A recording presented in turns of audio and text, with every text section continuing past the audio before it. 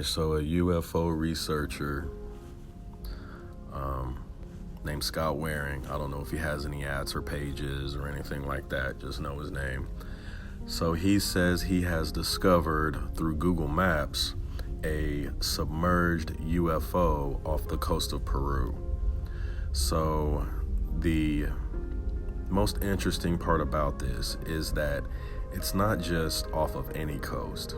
It's off of the coast of Nazca. Nazca, right? So there's nothing else left to say. It's a UFO. If you know anything about Nazca lines, ancient aliens, any of that stuff, then you understand the significance of this particular find as far as in relation to where it was found. Now, for me, there's no question. You'll never be able to convince me that it's not a UFO. So that part of the discussion is over. It's just over as far as I'm concerned. It is 100%, without a shadow of a doubt, a UFO. I'm pretty sure world governments are going to come out and say it's this or that or something, and they're going to say what it's not. And I understand why they would.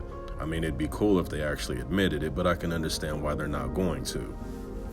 But considering where it is on Earth, that area, it is without a shadow of a doubt a UFO. But that's not the question for me. Now, the question's for me, this is when it starts. How important or significant is that specific UFO when it comes to relations of that area? Because we know that it was an airport. There's no doubt, again, that you can convince anybody who knows what an airport looks like.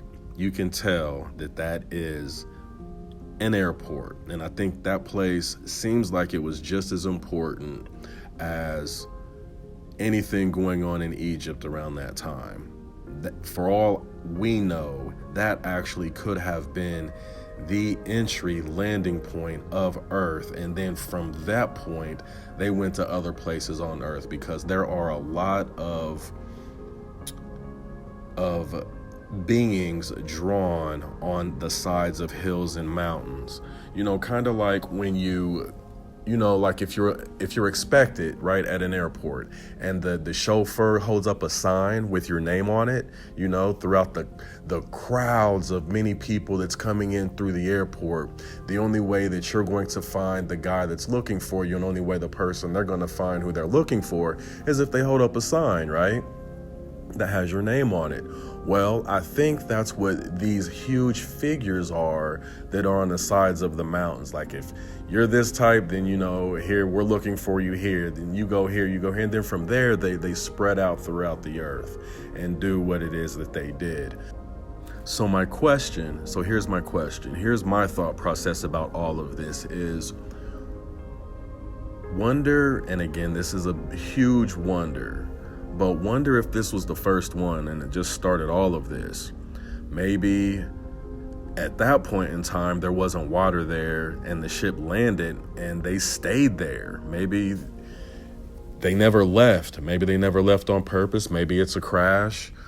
Is it the first of its kind and they started all of it? Or was it just a random and their ship broke down and they got a ride back to wherever they was going, expecting to come back? And when they came back, their ship was underwater, right? Like, it could be as simple as that. We'll never know, but one thing that is 100% for sure, that is a UFO that they found off the coast of Peru. And don't let any news outlet or government tell you otherwise. Let me know what you think, as usual.